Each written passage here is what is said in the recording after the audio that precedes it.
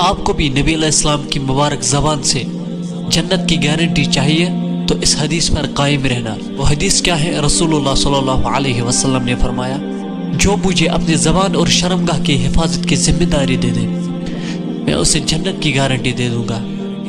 اللہ اکبر، نبی علیہ السلام کی مبارک زبان سے جنت کی گارنٹی۔ لیکن یہ دو کام کون کر سکتا ہے؟ اپنی زبان کی حفاظت اور شرمگاہ کی حفاظت۔ یہ وہ بندہ کر سکتا ہے جو پورا کا پورا اسلام میں ہو، کیونکہ اللہ تعالیٰ نے بھی قرآن میں فرمایا نا کہ نماز برائیوں سے روکتی ہے۔